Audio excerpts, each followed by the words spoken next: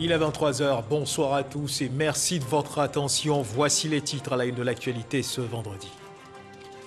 À l'Assemblée nationale, les appels de fonds introduits par les départements en charge du cadre de vie et des équipements collectifs devant les députés membres de la Commission des affaires économiques et financières ont été validés. 761 milliards de francs CFA pour le cadre de vie et les équipements collectifs. Le point avec Lanciné Bakayoko en début de journal. Le recensement général de la population de l'habitat 2021 suit son cours.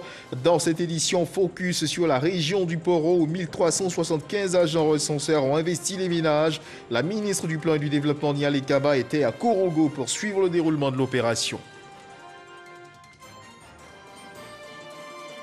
Les personnels enseignants ont été formés à une nouvelle approche pédagogique et didactique en lecture, écriture et mathématiques. Objectif de cette formation, renforcer l'apprentissage de ces disciplines essentielles sur les enfants du CP1 au CE1. Sujet à suivre dans le dossier Vidici de cette édition. Voilà pour l'essentiel. Oui, bonsoir à tous et merci de nous suivre pour la troisième journée de la séance parlementaire avec le gouvernement relative à l'adoption de la loi des finances. Une quinzaine de ministres se sont présentés devant les députés membres de la Commission des affaires économiques et financières de l'Assemblée nationale. Tous les appels de fonds introduits par les départements en charge du cadre de vie et des équipements collectifs ont été validés. C'est ce que nous dit Lanciné Bakayoko. 204 milliards de francs CFA. C'est le montant cumulé des crédits accordés aux 3 départements ministériels en charge du cadre de vie et de la protection de la nature. Avant ce quitus, les députés ont exprimé au ministre de l'Environnement et du Développement durable, à celui de l'Assainissement et de la Salubrité et au ministre des Eaux et Forêts la nécessité d'entretenir la biodiversité et de garantir un environnement sain aux populations. Nous voulons espérer que le gouvernement pourra être appuyé, critiqué oui, mais appuyé par l'Assemblée nationale pour que les programmes qui sont prévus dans notre programme gouvernemental puissent être appliqués au profit de nos populations. Les fonds sollicités par le ministre de l'Équipement et de l'Entretien routier et son collègue de la Construction, du Logement et de l'Urbanisme, qui avait à ses côtés le secrétaire d'État chargé du logement social, ont été également acceptés. Ils recevront près de 143 milliards de francs CFA. Pour 2022, Amédée Kouakou prévoit globalement le bitumage et l'aménagement de 1922 km de route. Quant à Bruno Nabagné-Koné, priorité restera à la modernisation des procédures. Notre ambition, c'est d'en faire davantage, bien évidemment, mais cela nécessite des ressources encore plus importantes. Donc c'est le message, le deuxième message que nous envoyons, que nous adressons au ministre du Budget, mais que nous adressons également aux députés, en leur demandant de nous accompagner dans la mission qui est la nôtre. Au niveau des équipements collectifs, les besoins des 3 départements, à savoir la promotion des investissements privés, l'hydraulique ou encore le ministère du pétrole, des mines et de l'énergie, s'élèvent à 414 milliards de francs CFA. Selon Laurent Tchagba, le cadrage de l'action gouvernementale dans ces différents domaines mettra en avant le bien-être des usagers. Nous voulons ici remercier l'Assemblée nationale pour avoir examiné les différents budgets avec efficacité, avec rigueur. Et au travers de cette rigueur, nous sommes heureux de pouvoir finalement avoir eu le quitus pour ces différents budgets qui, mis en œuvre, vont nous permettre d'atteindre les objectifs que le gouvernement nous a fixés. Dans les semaines à venir, tous les commissaires du gouvernement se retrouveront devant le Sénat à Yamoussoukro, la deuxième chambre du Parlement, ultime étape avant les plénières. RGPH 2021, 1375 agents recenseurs ont investi les ménages des régions du Poro, de Korogo, d'Ikodougou, Silémati et Limbangué dans le cadre justement du recensement général de la population de l'habitat. La ministre du Plan et du Développement, Niale Kaba, était à Korogo pour suivre le déroulement de l'opération à Mississauga. Recensement général de la population et de l'habitat dans le Poro. 1375 agents recenseurs, sous la supervision de l'Institut national de la statistique, sont à pied d'œuvre pour mener à bien l'opération. Pour se rendre compte de l'effectivité du recensement et pour exhorter les populations à s'approprier l'opération, la ministre du Plan et du Développement, Niale Kaba, a effectué des visites inopinées dans plusieurs ménages à Korogo. Avec elle, le ministre de la Communication, des médias et de la francophonie, Amadou Coulibaly, par ailleurs deuxième adjoint au maire de Korogo. Ici, nous sommes au quartier Air France, l'une des étapes du parcours du cortège ministériel. Et la maman, c'est elle qui pour toi. Haute destination. Le village de Waranene, situé à 5 km de la ville de Korogo. L'équipe des agents recenseurs s'attelle à remplir le questionnaire. Une procédure jugée longue par les populations. Toutefois, elles montrent leur intérêt pour l'opération. Pour mobiliser la population, nous avons déjà constaté que les agents sont là. Moi, j'ai déjà parlé aux gens. Je leur ai expliqué le bien fondé de l'opération et vous pouvez compter sur moi. Recenser la population, c'est tout à fait normal et c'est une bonne chose. Chaque région, connaissant sa population, peut concocter des programmes de développement adaptés à leur région. Pour le ministre Amadou Coulibaly et Niale Kaba, il s'agit d'une opération importante en vue du développement du pays qui requiert l'adhésion de tous. Je suis heureux qu'à Korogo, l'opération se passe bien et donc c'est avec un grand plaisir que j'accompagne le ministre du Plan pour s'assurer que tout se passe bien ici à Korogo et nous n'avons aucun doute qu'à l'image de Korogo, cela se passe très bien donc, dans toutes les régions de la Côte d'Ivoire. Je suis sur le terrain à Korogo, loin d'Abidjan, et je me rends compte que dans le pays profond, le message est passé. Je voudrais à la suite du ministre dire que toutes les populations sont concernées et formuler le vœu que hors de Korogo, dans les autres communes et dans les autres régions, les populations s'approprient cette opération parce que tout le monde est concerné. Lancé le 8 novembre 2021 sur l'ensemble du territoire national, le recensement général de la population et de l'habitat 2021 prendra fin le 28 novembre prochain. Dans le domaine de la recherche scientifique, la signature du contrat de désendettement et de développement C2D a permis de consolider plusieurs accords et partenariats qui permettent aux étudiants et chercheurs ivoiriens de bénéficier de savoir-faire français.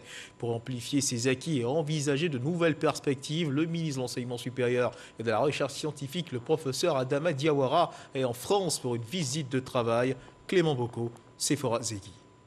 Le ministre de l'Enseignement supérieur et de la Recherche scientifique au siège de l'Agence française de développement à Paris.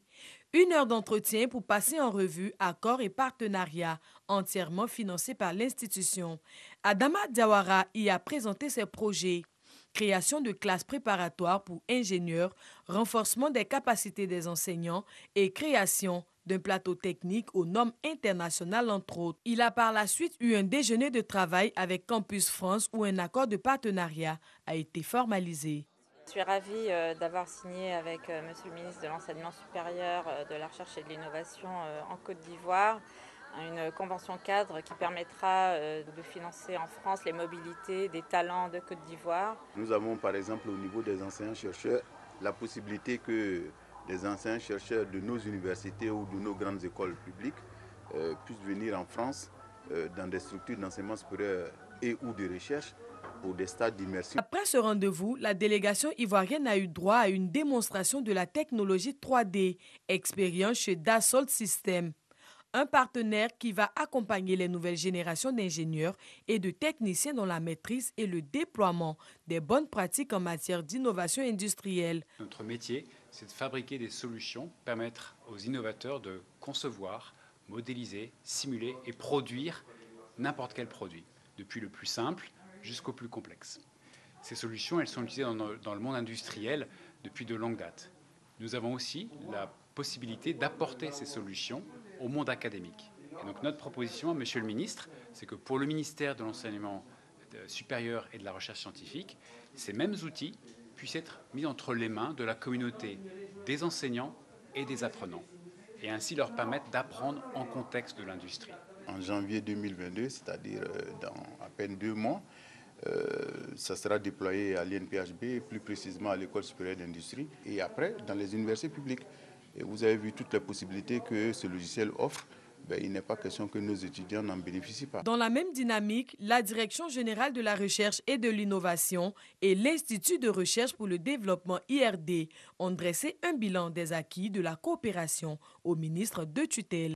Nous avons en Côte d'Ivoire mis en place avec nos partenaires, notamment les universités, les centres de recherche, des outils, des laboratoires mixtes internationaux, des jeunes équipes associées, de façon à pouvoir trouver ensemble le moyen de renforcer les solutions à ces défis que nous connaissons tous. Au niveau du C2D, il y a beaucoup de projets, dont le projet d'opérationnalisation du Centre national de calcul, le projet NRCC, dans lequel aussi l'IRD nous accompagne et qui permettrait de rendre le centre de calcul très opérationnel au cœur, moteur du développement de la Côte d'Ivoire. Après le 3e contrat de désendettement et de développement C2D, de nouvelles perspectives s'ouvrent pour l'enseignement supérieur et la recherche scientifique.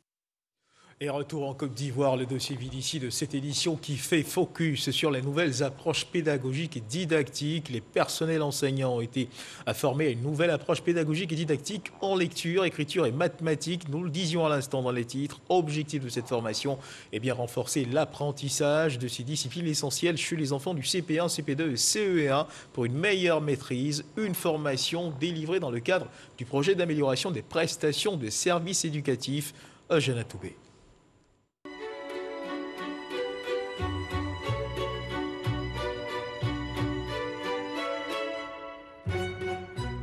Au dîner dans les locaux du CAFOP. Ah oui, faut qu'on chante. Bien, le chant, c'est le petit Booussou.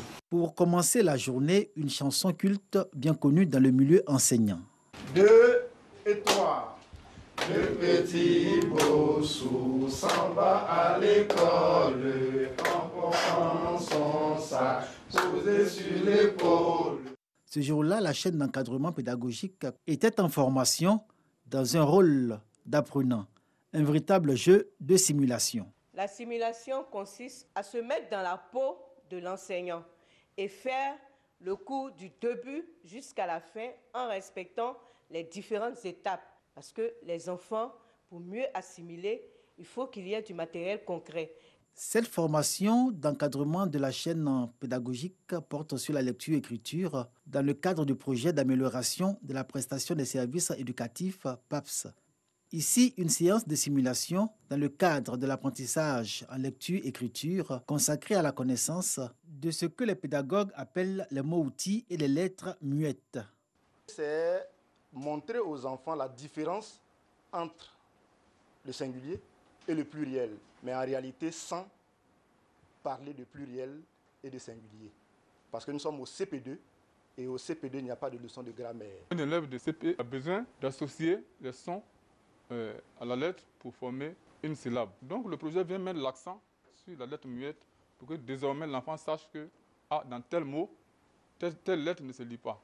La direction de la pédagogie et de la formation continue DPFC collabore au projet d'amélioration de la prestation des services éducatifs. À son honneur, la conception et l'élaboration en 2019 de manuels scolaires composés de livres de lecture et de livres de mathématiques respectivement appelés décodables et déchiffrables.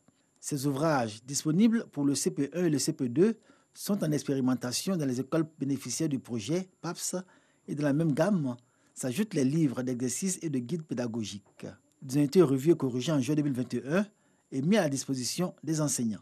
Aucun mot, aucune lettre, aucune phrase ne peut être donnée à lire à l'enfant tant qu'il n'a pas vu ce mot ou bien les mots de cette phrase. Donc une fois il a fini, il a appris ça, demain là, il a déjà connu ce qu'il a appris aujourd'hui. Donc vous pouvez lui donner à lire. Voilà le principe de la décodabilité qui guide toute notre action au niveau de la lecture initiale. Ça a commencé au CP1. On a accompagné les élèves au CP2. Et cette année, ces élèves de CP2 vont arriver au CE1. Ces enfants qui ne savaient ni lire ni écrire doivent maintenant mettre en œuvre ce qu'ils ont appris au CP1 et au CP2. Les classes de CE1, justement, les ouvrages d'apprentissage en lecture-écriture pour ce niveau devraient être disponibles courant de cette année scolaire, ceux du maître comme ceux des apprenants. Le processus de conception est en voie d'achèvement. Les enseignants relèvent tous les bénéfices pour les enfants de cette nouvelle approche de l'enseignement que ce soit en lecture-écriture ou en mathématiques avec le déchiffrable. Le projet PAPS met également un point d'honneur à doter la chaîne d'encadrement d'outils pédagogiques et didactiques adéquats, ainsi que des moyens de mobilité, tablettes, vidéoprojecteurs, engins motorisés en plus des guides pédagogiques. Un arsenal grâce auquel les conseillers pédagogiques sont en mesure d'atteindre l'objectif que leur assigne le projet PAPS. Nous avons reçu les tablettes, nous avons reçu les vidéoprojecteurs. Ça rend le travail efficace et rapide. Merci au PAPS, parce que depuis nous avons reçu ces engins, en plus nous avons encore du carburant, on a une motivation pour aller déjà sur le terrain. Ça fait que nous arrivons finalement à produire les bulletins qu'on nous demande par mois, parce que le conseiller doit produire 15 bulletins par mois. De 2019 à ce jour, 1000 instituteurs et institutrices et 118 acteurs de la chaîne d'encadrement pédagogique sont formés sur les nouvelles pratiques d'enseignement et d'apprentissage, de la lecture-écriture et des mathématiques. De par l'intérêt que ces enseignants manifestent pour le projet et leur engagement, la chaîne d'encadrement pédagogique peut espérer à terme la performance du système éducatif et des personnels enseignants compétents, comme attendu par la ministre de l'Éducation nationale et de l'alphabétisation. Il y a des enfants qui étaient au CM2 qui ne savaient pas écrire, ça ne savait même pas compter. D'ici 1 an, 2 ans, vous allez vous rendre compte que les résultats au niveau de la lecture et de l'écriture et de mathématiques, ces résultats-là s'améliorent. Ce projet porte.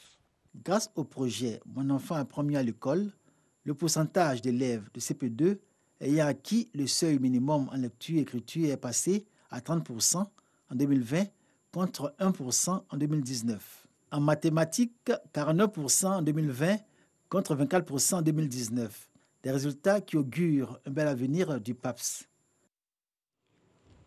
Le dossier Villici signé Jeanne Toubé, un atelier de validation du répertoire national des indicateurs a eu lieu à Grand-Bassam à l'initiative de l'Observatoire national de l'équité et du genre. Des participants issus de plusieurs ministères vont procéder à la validation de ce répertoire après présentation, examen et ajustement de ce projet par les experts. C'est ce que nous dit Patricia Omouitia.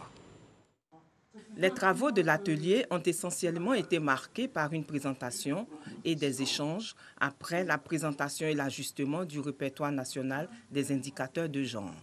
Pour les experts, ce répertoire est un annuaire des indicateurs des différents secteurs dans le but de réaliser un suivi-évaluation en matière de réduction des inégalités hommes et femmes en Côte d'Ivoire. Plus de 300 indicateurs ont été répertoriés. Cependant, dans certains secteurs, les inégalités et disparités de genre persistent encore. Les indicateurs en matière de santé, de mortalité maternelle disent qu'il y a problème. Si on prend dans le secteur participation politique, les indicateurs en termes de représentation des femmes dans les assemblées élues et même dans les conseils d'administration des entreprises publiques montrent qu'il y a problème. Voilà. Si on prend dans le secteur de l'éducation, par exemple, il y a des progrès qui sont réalisés pour mettre les filles à l'école, mais on se rend compte que dans l'orientation, dans les filières, il y a problème.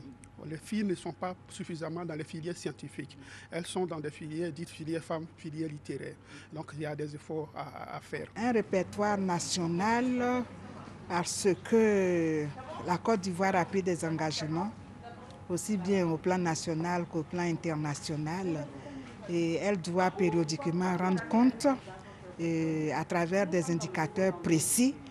Et si les producteurs de données ne sont pas au courant de ces indicateurs, au moment de la collecte des données pour les rapports, nous avons des problèmes. Pour les participants, des initiatives ont permis de mener beaucoup d'actions en faveur de la promotion du genre et l'élaboration de ce répertoire national est une belle opportunité. C'est avec beaucoup d'intérêt que je participe à cet atelier de validation des indicateurs de genre parce que c'est un élément essentiel dans la prise de décision, dans l'orientation vraiment de tout ce qui a fait comme action, comme programme ou projet de développement. Une cinquantaine de participants ont pris part à cet atelier de validation du répertoire national des indicateurs de genre. Créé en juillet 2019, l'OLEG, l'Observatoire national de l'équité et du genre, est une structure de veille, d'alerte et d'anticipation en matière d'équité et d'égalité entre les hommes et les femmes en Côte d'Ivoire. L'ONEG assure la mission de suivi permanent de l'agenda global du genre dans la mise en œuvre des politiques et projets publics. Et il faut continuer de faire attention, la Covid-19 est encore présente en Côte d'Ivoire, à suivre l'évolution de la maladie dans notre pays.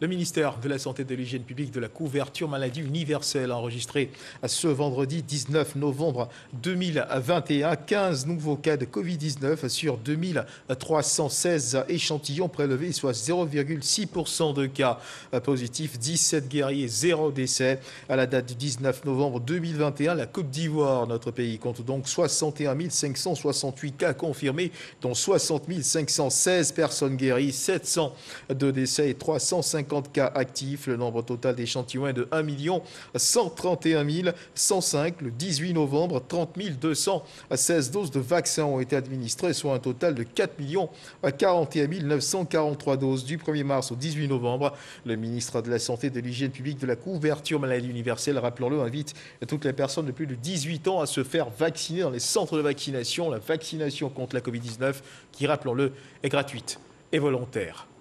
Du côté de l'Afrique du Sud, les exposants ivoiriens sont présents à la 2e édition de la foire commerciale intra-africaine qui se tient depuis lundi dernier à Durban pour nouer des relations de partenariat et rechercher des financements dans le pays. Karia Dama, Jean-Jacques Comé. Plus de 30 exposants ivoiriens prennent part à la 2e édition de la foire commerciale intra-africaine IATF de Durban. Au stand de la Côte d'Ivoire, on trouve un peu de tout. Café, cacao, mangue séchée, beurre de karité, vivriers, vêtements et non loin des produits de l'industrie, tous made in Côte d'Ivoire. Ces genres de rencontres permettent justement aux chefs d'entreprise de nouer des partenariats et d'avoir justement des opportunités pour pouvoir améliorer leurs activités et aussi pour renforcer les différents partenariats dans le cadre justement de la promotion de nos entreprises. J'ai eu à rencontrer du monde, tous les pays représentés, tous les pays africains représentés. J'ai eu même à rencontrer des personnes même qui ne sont pas du continent africain. Et c'est plusieurs opportunités qui s'offrent à nous en même temps. Nous, PME ivoiriennes, l'objectif aujourd'hui, ce n'est pas forcément de vendre sur le coup, mais c'est d'avoir des partenariats qui puissent développer in fine nos entreprises à long terme. Voilà, aujourd'hui, nous ne venons plus pour vendre, nous venons pour tisser des partenariats, pour pouvoir agrandir nos entreprises et pouvoir les pérenniser. Après quelques jours d'exposition, les résultats sont satisfaisants. En termes de potentiels distributeurs, nous avons eu des contacts avec nos partenaires de l'Afrique de l'Ouest, mais également en termes de fournisseurs, parce que notre matière première, généralement, nous l'achetons en Europe et elle nous coûte excessivement cher. J'ai eu une entreprise qui sous-traite avec le Royal Afrique du Sud, qui a souhaité avoir 3 conteneurs par an. Hier, j'ai eu une entreprise égyptienne encore qui a souhaité aussi avoir 100 tonnes. Mais ça dépendrait de comment je peux acheminer ces 100 tonnes sur le Caire. Et finalement, j'ai eu un contrat avec une société belge. On savait déjà qu'ici, il y avait un véritable débouché, puisqu'il y a des entreprises qui sont en Afrique de l'Ouest là-bas, qui opèrent à partir de l'Afrique de l'Ouest et qui vendent en Afrique du Sud. Donc on venait ici pour trouver éventuellement des partenaires pour s'associer, pour dynamiser la transformation de la mangue au niveau de la Côte d'Ivoire. Mais les perspectives sont très très bonnes.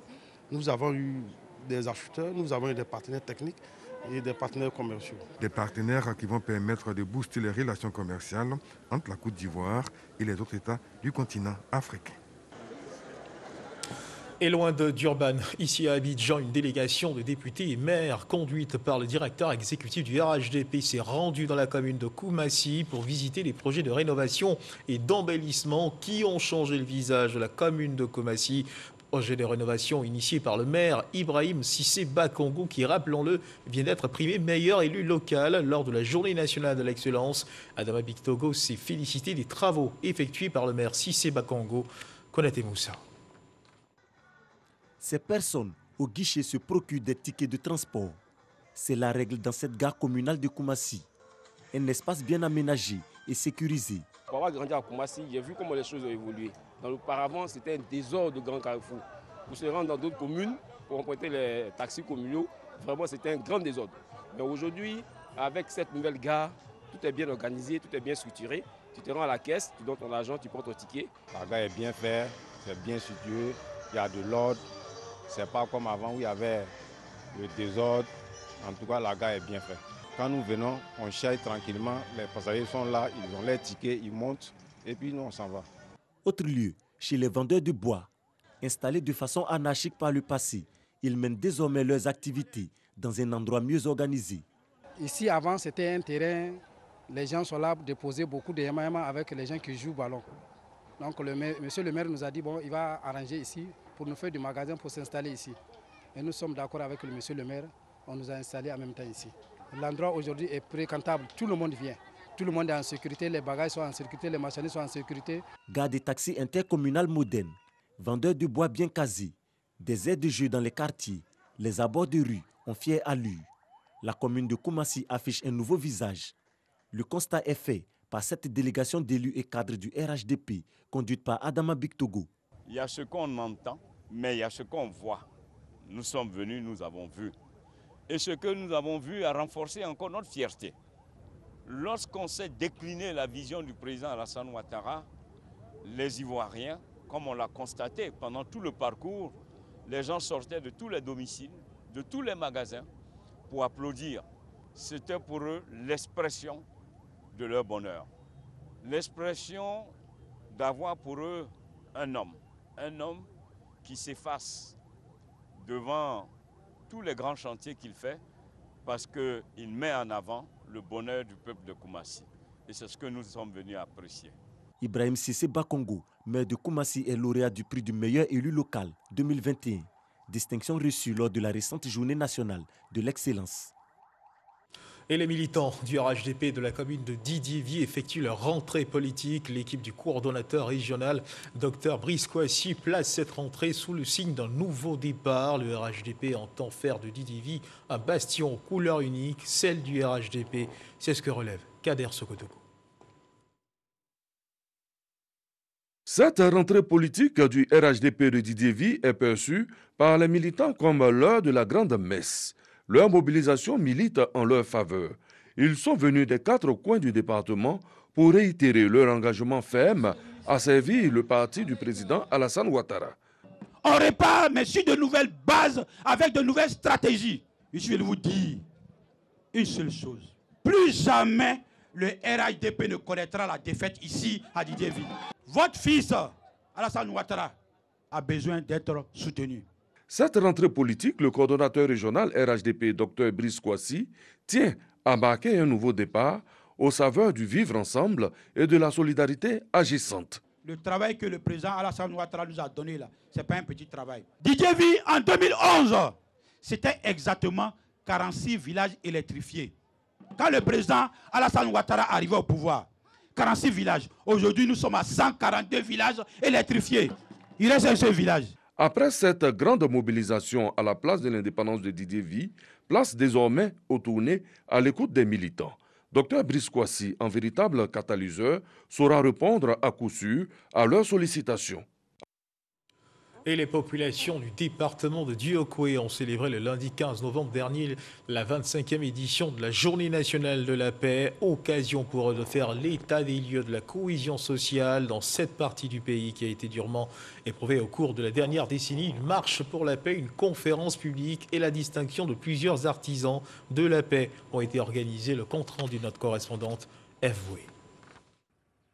Pour la célébration de la 25e édition de la Journée nationale de la paix, JNP, ce 15 novembre 2021, les populations du département de Diokoué se sont retrouvées à Gbapleu, chef-lieu de sous-préfecture. Le préfet de la région du Guémon, préfet du département de Diokoué, Ibrahima Sissé, a salué l'engagement de toutes les forces vives de Diokoué qui ont œuvré depuis la fin de nombreuses années de crise pour aboutir aujourd'hui à un retour à la paix. Malheureusement, l'on constate que cette paix est souvent perturbée. Il en a relevé 3 causes principales. La première est l'insuffisante intégration intercommunautaire. La deuxième cause que je voudrais mentionner est la généralisation des fautes individuelles aux communautés. Comme si chaque individu agissait au nom et pour le compte de sa communauté. Une autre cause et non des moindres, est le non-respect des mécanismes institutionnels pour obtenir justice ou réparation lorsque la conciliation n'a pas été possible. Pour adresser cet état de fait, l'autorité a invité les communautés à s'intégrer davantage entre elles. Il a aussi exhorté les populations à éviter de généraliser les fautes individuelles aux communautés et à ne pas se rendre justice soi-même, mais faire référence aux mécanismes mis en place par les autorités pour le règlement des conflits. Autre temps fort de la célébration de cette journée, un défilé des différentes couches de la population. Et dans l'actualité internationale, au Burkina Faso, depuis hier jeudi soir, les jeunes de la ville de Kayar, dans la région du centre-nord du pays, manifestent pour demander le départ des troupes françaises du Burkina Faso. Ils refusent de laisser passer un convoi militaire français qui doit rejoindre le Niger. Ces véhicules, rappelons-le, avaient déjà été bloqués à Bobo-Dioulasso et à Ouagadougou. Voilà qui marque la fin de cette édition. Merci de nous avoir suivis. Agréable fin de soirée. Dieu garde la Côte d'Ivoire.